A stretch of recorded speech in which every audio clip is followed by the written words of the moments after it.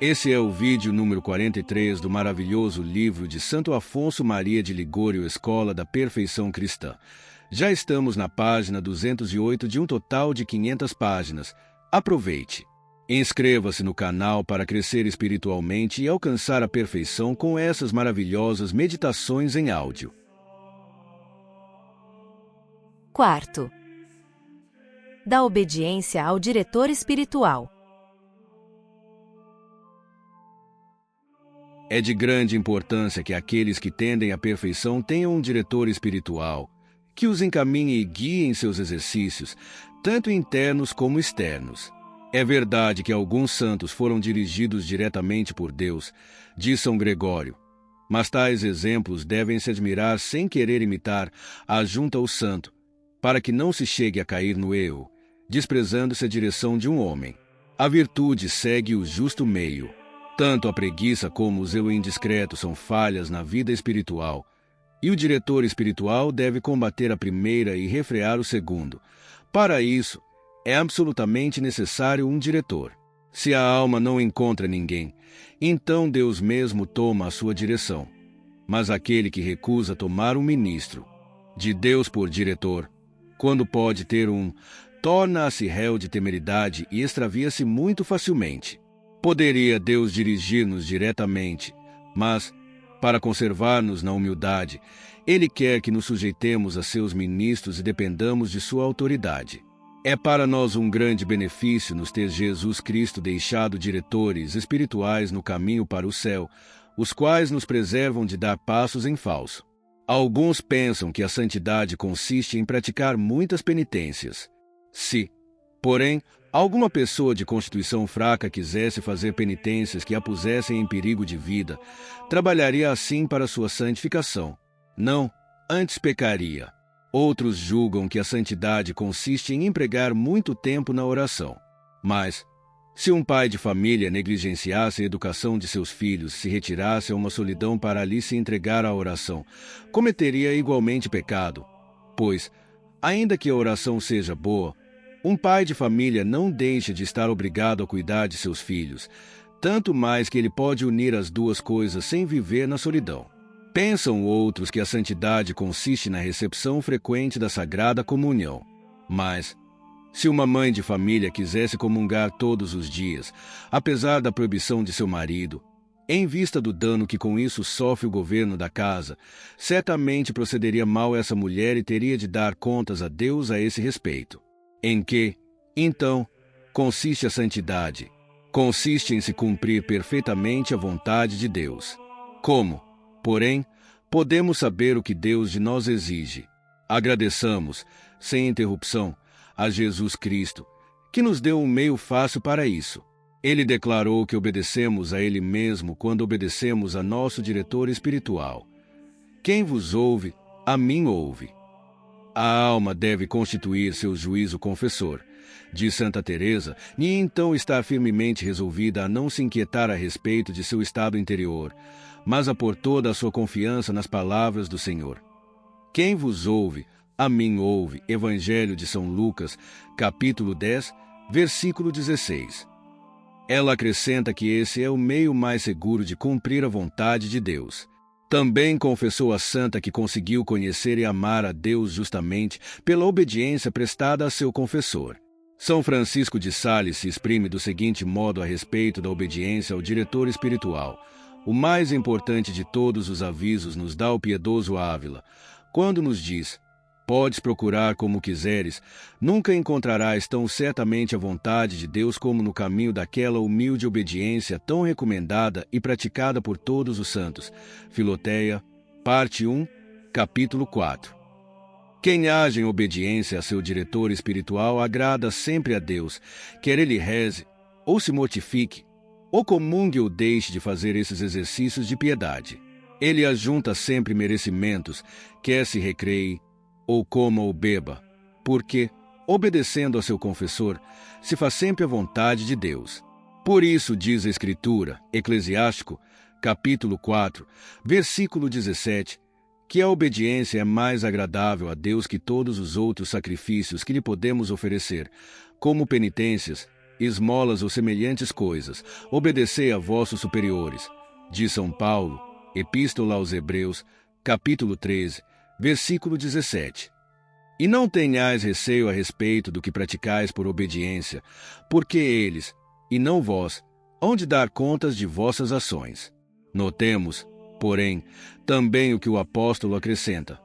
Submetei-vos a eles, para que façam isso com alegria e não gemendo, isto é, deve-se obedecer sem contradição, sem contristar o confessor e ocasionar-lhes gemidos.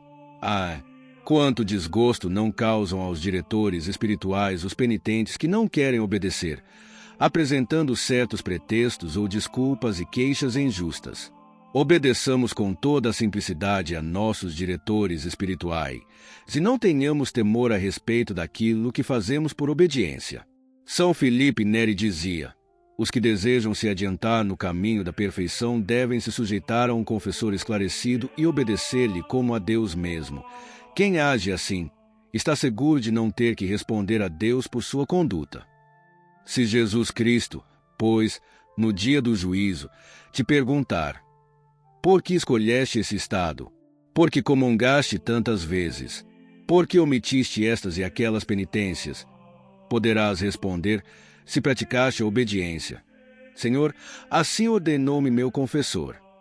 E o divino juiz só poderá aprovar o que fizeste. Além disso, pela obediência ao diretor espiritual se podem deslindar todas as ilusões do demônio. O demônio, repetidas vezes, procura arrastar-nos, sob a aparência do bem, a grandes perigos ou mover-nos a empresas que parecem ser muito dignas de louvor, mas que nos podem prejudicar grandemente. O demônio, por exemplo, já induziu várias pessoas que se entregaram à piedade a praticar penitências rigorosas demais. Com isso perderam sua saúde, deram de mão à prática do bem e, pouco a pouco, foram dar na larga estrada da perdição. O mesmo se dará conosco, se seguirmos o nosso próprio parecer. Se nos deixarmos, porém, guiar por nosso diretor espiritual, não temos motivo para temer tais decepções. Quem não obedece à voz de seu confessor acha-se em grande perigo de se perder, porque resiste àqueles aos quais Jesus Cristo disse: quem vos ouve, a mim ouve. Quem vos despreza, a mim despreza. O mesmo disse o Senhor a Samuel, quando ele se queixava de que o povo desprezava, apesar de Deus mesmo lhe ter confiado a sua direção. Eles não renunciaram a ti, mas a mim, para que eu não impere mais sobre eles. Primeiro livro de Samuel, capítulo 8, versículo 7. Quem, pois, menospreza o confessor ou nega-se a obedecer-lhe, despreza Deus mesmo, cujo lugar ele ocupa. Penitentes há que disputam com seus confessores para atraí-los a seu parecer. São Paulo lhes afirma, no texto acima citado, que isso nenhum proveito lhes traz, pois, se o confessor vê que não se faz o que ele diz, apesar do grande esforço que faz para conduzi-lo pelo caminho reto, se cansará, afinal, de dirigir um tal penitente. Ai do navio cujo piloto abandona o leme. Ai do doente que é abandonado pelo médico. Se o doente não quer obedecer e tomar os remédios prescritos, se quiser comer só o que lhe agrada, que fará o médico? Abandoná-lo-á. Mas como se poderá esperar o restabelecimento de um tal doente? Ai do penitente que quer andar sozinho e dirigir-se a si mesmo. Porque não encontra ninguém que o dirija e lhe mostre o caminho, se precipitará certamente no abismo. Está gostando do canal Audioteca Católica? Então não deixe de inscrever-se no canal e deixar seu like para que outras pessoas possam se beneficiar com essas maravilhosas meditações. O Espírito Santo, Eclesiástico capítulo 9, versículo 20, diz de cada um que vem ao mundo que deverá transitar no meio de ciladas. Nós, pobres mortais, andamos neste mundo entre 1000 ciladas. Tais são as tentações do demônio, as ocasiões perigosas, as más companhias, principalmente nossas próprias paixões, que tantas vezes nos seduzem. Quem poderá salvar-se no meio de tantos perigos? O sábio responde: só será salvo aquele que evitar essas ciladas. Provérbios capítulo 11, versículo 15. Mas como evitá-las? só se entregando à direção de um guia. Se, durante a noite, tivesses de atravessar uma mata cheia de precipícios e não tivesses nenhum guia que fosse adiante de ti com uma luz te avisasse dos lugares perigosos, certamente estarias em grande perigo de perder a vida. E nas coisas de tua salvação eterna te deixarás levar por teu próprio parecer. Ouve a advertência de teu divino mestre. Atende bem, para que a luz que tens não seja trevas. Lucas capítulo 11, versículo 35. E te conduza ao precipício. Contudo, a escolha de um diretor espiritual não deve ser feita sem mais nem menos e influenciada pela inclinação natural. Deves escolher aquele que parece o mais apropriado para o bem de tua alma. Não basta que ele seja sábio e experimentado, deve ser também um homem de oração, que trilhe igualmente o caminho da perfeição. Um barril não pode fornecer outro vinho senão o que ele contém.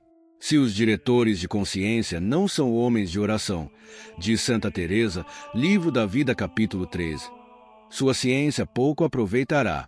Se escolheste, finalmente, um bom confessor, então não o deves abandonar levianamente. Se ele é rigoroso em suas repreensões, não tens ainda motivo para abandoná-lo. Antes, isso deve mover-te a permaneceres sob sua direção.